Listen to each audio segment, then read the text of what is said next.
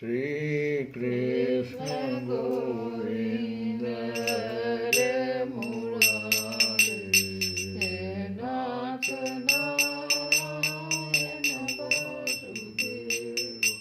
श्री कृष्ण गोविंद हरे मुरारी, हे नाथ नारायण वासुदेव।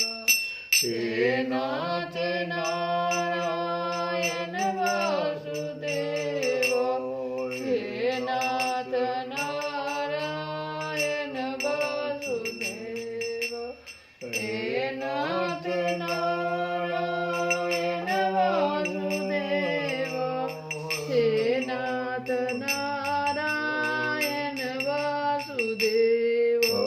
श्री कृष्ण गोविंद हरे मुरारी, हे नाथ नारायण वासुदेव।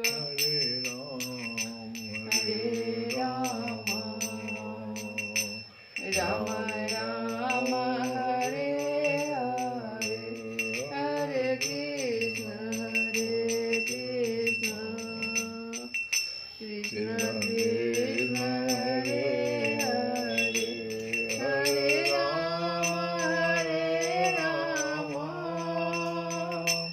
राम राम हरे हरे, हरे कृष्ण कृष्ण कृष्ण हरे हरे, राम हरे राम,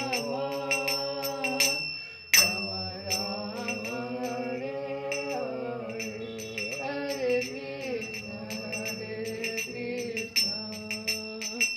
कृष्ण कृष्ण हरे हरे। सरोज रज निज मन मुकुर सुधार, वरना रघुवर विमल जन, जोदायक फलचारि। हम लोग पिछली कथा में अर्जुन भगवान से यह प्रश्न कर रहा है। अर्जुन के मन में यह बात आ रही है कि मैं यह युद्ध रूप घोर कर्म न करके यदि भिक्षावृत्ति से अपना निर्वाह करता हुआ शांतिमय कर्मों में लगा रहूं तो सहज ही राग द्वेष से छूट सकता हूँ। फिर आप मुझे युद्ध करने के लिए आज्ञा क्यों दे रहे हैं? इस पर भगवान कहते हैं कि श्रेयान् स्वधर्मः विगुणः परधर्मात् स्वनुष्ठितात्, स्वधर्मे निधनं श्रेय परधर्मः भयावह। भगवान कहते हैं स्वनुष्ठितात्, स्वनुष्ठितात् मतलब हुआ अच्छी प्रकार आचरण में लाए हुए, परधर्मात् दूसरे के धर्म से, विगुणः गुण रहित भी, स्वधर्म अपना धर्म, श्रेयान अति उत्तम है। अच्छी प्रकार आचरण में लाए हुए दूसरे के धर्म से, दूसरा का धर्म हमको अगर लग रहा है कि वो अच्छी प्रकार आचरण के द्वारा दूसरा का धर्म हमको अच्छा लग रहा हो, भगवान कहते नहीं, उस धर्म से, दूसरे के धर्म से गुण रहित भी अपना धर्म अति उत्तम है।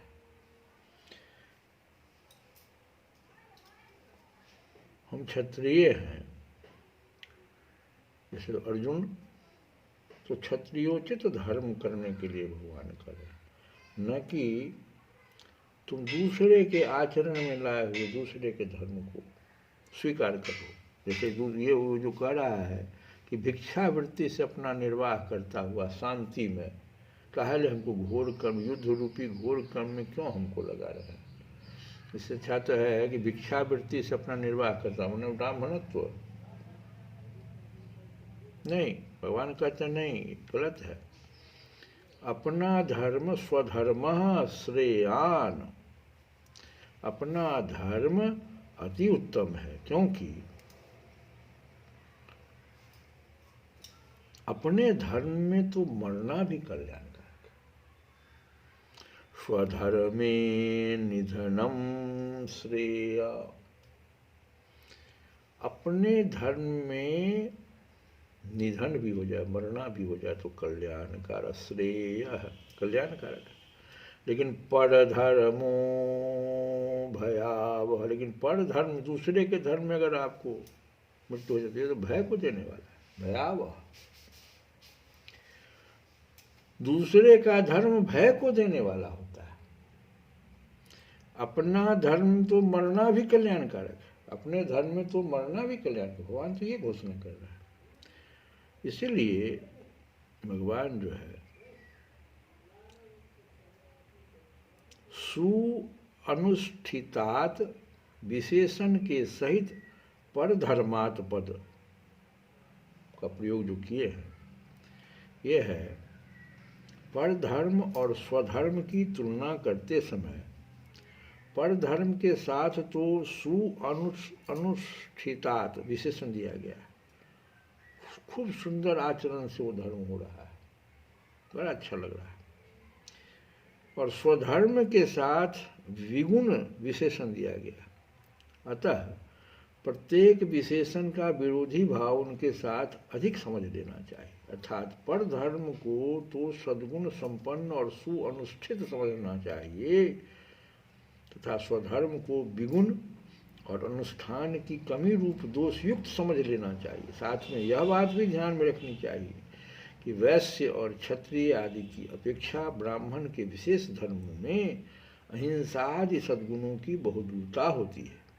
गृहस्थ की अपेक्षा संन्यास आश्रम के धर्मों में सद्गुणों की बहुलता है। इसी प्रकार शूद्र की अपेक्षा वैश्य आदि और क्षत्रिय के कर्म अधिक गुणयुक्त है। अतः ऐसा समझने से यहाँ यह भाव निकलता है कि जो कर्म गुणयुक्त हों और जिसका अनुष्ठान भी पूर्णतया किया गया हो, किंतु वे अनुष्ठान करने वाले के लिए विहित न हों, दूसरों के लिए ही विहित हों, वैसे कर्मों का वाचक यहाँ स्वानुष्ठान विशेषण के सहित परधर्मात् पद है। उस परधर्म की अपेक्षा गुण रहित स्वधर्म को अति उत्तम बतलाकर यह भाव दिखलाया गया है कि जैसे देखने में कुरूप और गुणहीन होने पर भी स्त्री के लिए अपने पति का सेवन करना ही कल्याणप्रद है, उसी प्रकार देखने में सद्गुणों से हीन होने पर तथा अनुष्ठान में और अंग वैगुण्य हो जाने पर भी इसके लिए जो कर्म विहित है वही उसके लिए कल्याणप्रद है। फिर तो स्वधर्म सर्वगुण संपन्न है और इसका सांगोपांग पालन किया जाता है, उसके विषय में तो कहना ही क्या है। अब ये स्वधर्म पद जो है, वर्ण किसके लिए, किस तरह से, किसका, ये क्या, किस धर्म का वाचक है। तो वर्ण, आप जो किस वर्ण में आए हैं, आश्रम आपका कौन सा, गृहस्थ आश्रम है या संन्यास आश्रम है या वानप्रस्थ, किस आश्रम में। तो वर्ण, आपका आश्रम, आपका स्वभाव और परिस्थिति की अपेक्षा से जिस मनुष्य के लिए जो कर्म शास्त्र ने नियत कर दिए हैं उसके लिए वही स्वधर्म है। अभिप्राय है कि झूठ, कपट, चोरी, हिंसा, ठगी, व्यभिचार आदि निषिद्ध कर्म तो किसी के भी स्वधर्म नहीं है, और काम्य कर्म भी किसी के लिए अवश्य कर्तव्य नहीं है। इस कारण उनकी गणना भी यहाँ किसी के स्वधर्मों में नहीं है। इनके सिवा जिस वर्ण या आश्रम के जो विशेष धर्म बतलाए गए हैं, जिनमें एक के सिवा दूसरे वर्ण आश्रम वालों का अधिकार नहीं है, वे उन वर्ण आश्रम वालों के पृथक पृथक स्वधर्म हैं, जिन कर्मों में द्विज मात्र का अधिकार बताया गया है। वे वेदाध्ययन और यज्ञ आदि कर्म द्विजों के लिए स्वधर्म है, और जिनमें सभी वर्ण आश्रमों के स्त्री पुरुषों का अधिकार है, वे ईश्वर की भक्ति, सत्य भाषण, माता पिता की सेवा, मन इंद्रियों का संयम, ब्रह्मचर्य पालन, अहिंसा, औस्तेय, संतोष, दया, दान, क्षमा, पवित्रता और विनय आदि सामान्य धर्म सबके स्वधर्म है। उन दोनों को छोड़कर यज्ञ आदि का जो कर्म है, वेदाध्ययन भी आपके लिए तो इतना दिया ही गया है, ये सभी वर्णों के लिए है, सभी आश्रम के स्त्री पुरुषों का अधिकार है। ईश्वर की भक्ति, सत्य भाषण, माता पिता की सेवा, मन इंद्रियों का संयम, ब्रह्मचर्य पालन, अहिंसा, औस्तेय, संतोष, दया, दान, क्षमा, पवित्रता और विनय, आप ये सबको करिए। दूसरे ने कहा के लिए आप घुसने की कोशिश करना।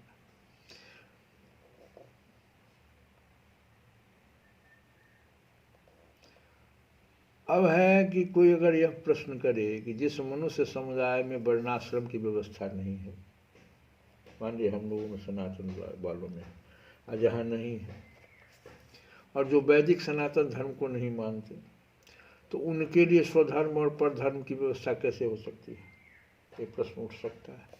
तो कहते हैं कि वर्णाश्रम की व्यवस्था समस्त मनुष्य समुदाय में होनी चाहिए, और वैदिक सनातन धर्म भी सभी मनुष्यों के लिए मान्य होना चाहिए। जिस मनुष्य समुदाय में वर्ण आश्रम की व्यवस्था नहीं है, उसके लिए स्वधर्म और परधर्म का निर्णय करना कठिन है। तथापि इस समय धर्म संकट उपस्थित हो रहा है, और गीता में मनुष्य मात्र के लिए उद्धार का मार्ग बतलाया गया है। इस आशय से ऐसा माना जा सकता है कि जिस मनुष्य का जिस जाति या समुदाय में जन्म होता है, जिन माता पिता के रज बीज से उसका शरीर बनता है, जन्म से लेकर कर्तव्य समझने की योग्यता आने तक जैसे संस्कारों में उसका पालन पोषण होता है, तथा पूर्व जन्म के जैसे कर्म संस्कार होते हैं, उसी के अनुकूल उसका स्वभाव बनता है। स्वभाव तो होगा, ठीक है, कहाँ जन्म लिया है, लेकिन स्वभाव तो एक लेकर के आया होगा। स्वभाव कैसे बनता है कि जिस जाति या समुदाय में जन्म होता है, जिन माता पिता के रजबीज से उसका शरीर बनता है, जन्म से लेकर कर्तव्य समझने की योग्यता आने तक, जैसे संस्कारों में उसका पालन पोषण होता है। कोई बच्चा जो बढ़ रहा है, जन्म से लेकर कर्तव्य समझने की योग्यता आने तक, जिस संस्कार में उसका पालन पोषण होता है, तथा पूर्व जन्म के जैसे कर्म संस्कार उसके होते हैं, उसी के अनुसार अनुकूल में उसका स्वभाव बनेगा। स्वभाव भी जो है प्रकृति जिसको हम कहते हैं, वह भी 3 प्रकार का हो जाता है, 3 गुणों से। देखो, ये जो प्रकृति है, आहार है, यज्ञ है, तप है, ये सभी 3 प्रकार के, सभी अलग अलग।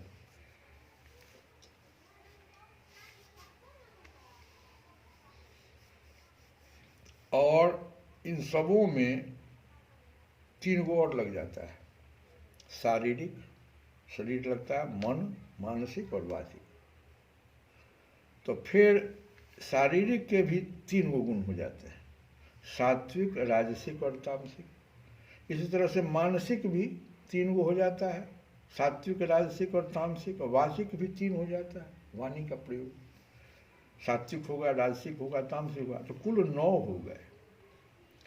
अब ये 9 का संतुलन करना सबके लिए आवश्यक है, क्योंकि सारा परिणाम इसी से आने वाला है।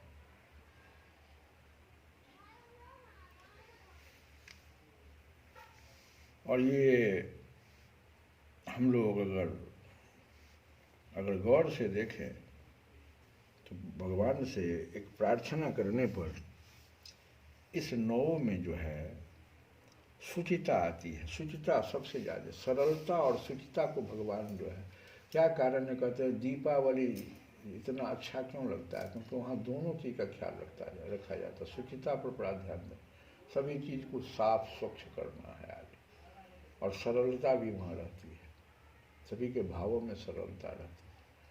ऐसे ही भगवान से एक प्रार्थना हम लोग करें कि हे हृदयेश्वर, हे परमेश्वर,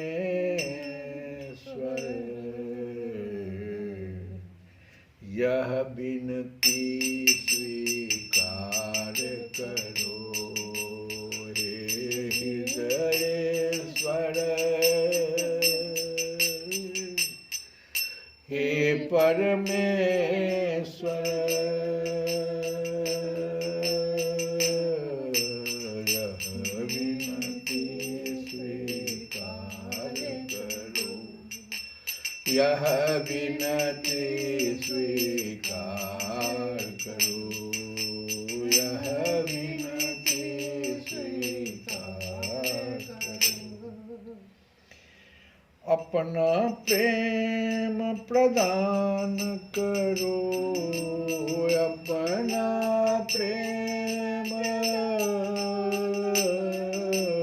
अपना प्रेम प्रदान करो।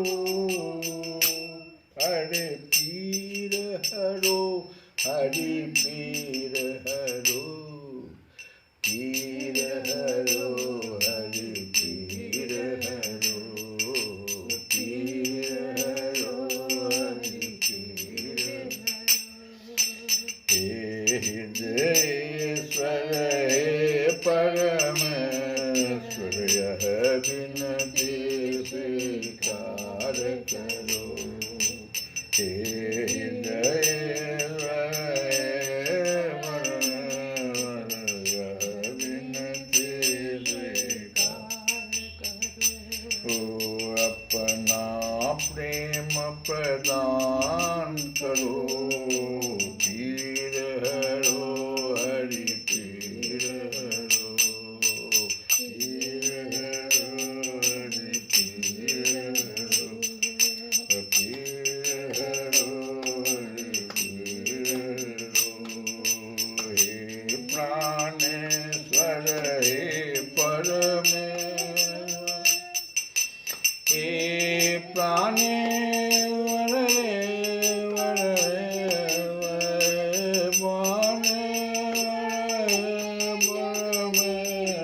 हे प्राणेश्वर, हे परमेश्वर, यह विनती स्वीकार करो। यह विनती स्वीकार करो। अपना प्रेम प्रदान करो।